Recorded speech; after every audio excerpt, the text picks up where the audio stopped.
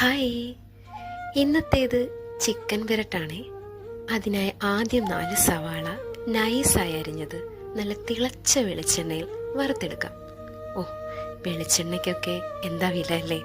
പക്ഷെ വെളിച്ചെണ്ണയുടെ സ്വാദ് വേറെ കിട്ടുമോ? അതവിടെ നിൽക്കട്ടെ.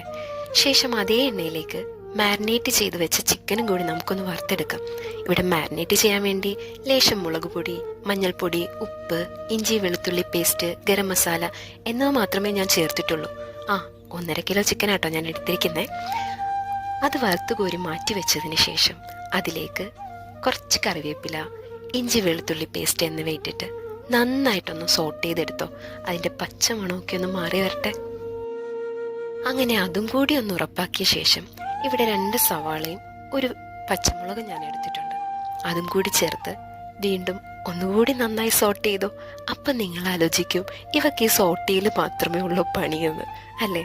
പക്ഷേ അങ്ങനെ ചെയ്യുമ്പോഴാണ് നമ്മുടെ ചിക്കൻ പെരട്ടിന് നല്ല രുചി കൂടുന്നത്. അങ്ങനെ അതും കൂടി ഉറപ്പാക്കിയ ശേഷം 1 തക്കാളി ചെറുതായി അരിഞ്ഞതും കൂടി ചേർത്ത് ഒന്നുകൂടി നമുക്ക് സോട്ട് ചെയ്തെടുക്കാം. അങ്ങനെ അതെല്ലാം നന്നായിട്ട് നമ്മുടെ വില കൂടിയ വെളിച്ചെണ്ണയിൽ കിടന്ന് സോട്ടാവട്ടെ. ഇനിയാണ് നമ്മുടെ പൊടിക്കൈകൾ. ഇവിടെ 2.5 ടീസ്പൂൺ മുളക് പൊടി, 1.5 ടീസ്പൂൺ മല്ലിപ്പൊടി, ലേശം മഞ്ഞൾപ്പൊടി എന്നിവ ചേർത്ത് നന്നായിട്ടൊന്ന് വഴട്ടുക. ഇനി ഞാൻ സോട്ട് മിണ്ടുന്നില്ല. നന്നായിട്ട് വഴട്ടി അതിൻ്റെയും പച്ചമണമൊന്ന് മാറിക്കഴിയുമ്പോൾ നമ്മൾ മാറ്റി വെച്ചിരിക്കുന്നില്ലേ ചിക്കൻ, അതുകൂടി ചേർത്ത് നന്നായിട്ട് വീണ്ടും ഒന്ന് വഴട്ടുക. നമ്മുടെ കൈക്ക് നല്ല മസിൽ വരട്ടെ. ഇനി നമുക്ക് അടുത്ത കടമ്പയിലേക്ക് കടക്കാം. ഇവിടെ 1 നാരങ്ങ ഞാൻ എടുത്തിട്ടുണ്ട്. പക്ഷെ അതിൻ്റെ കുഞ്ഞു ഭാഗം മാത്രമേ ഞാൻ എടുക്കുന്നുള്ളൂ. അതുകൂടി അതിലേക്ക് പിഴിഞ്ഞൊഴിക്കുക. നാരങ്ങ കൂടി പോകരുത് കേട്ടോ. അതും കൂടി നന്നായിട്ടൊന്ന് വഴറ്റിയ ശേഷം നമുക്കിനി ഇവിടെ വേണ്ടുന്നത് എന്താ? നമ്മൾ വറുത്ത് മാറ്റി വെച്ചിരിക്കുന്നില്ലേ, ആ സവാള കൂടി ചേർത്ത് വീണ്ടും വഴറ്റുക.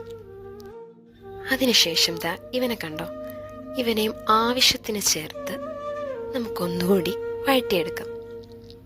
ഇനി ഒരു സ്പെഷ്യലുണ്ട്. അവനാണ് ഇതിന് കുറച്ചുകൂടി ടേസ്റ്റ് കൂട്ടുന്നത്. ഇവൻ അറിയാലോ അല്ലേ? നന്നായിട്ടൊന്ന് ക്രഷ് ചെയ്തെടുത്തിട്ട് അതിലേക്ക് ചേർത്ത് നന്നായി ഒന്ന് ഇളക്കുക.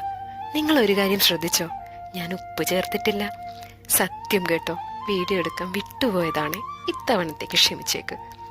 അതിനുശേഷം കുറച്ച് ഗരം മസാലയും കറിവേപ്പിലയും ഇട്ട് കഴിഞ്ഞാൽ നമ്മുടെ ചിക്കൻ പെരട്ട് ഇവിടെ റെഡിയായി. അപ്പം എല്ലാവരും ട്രൈ ചെയ്ത് നോക്കില്ലേ?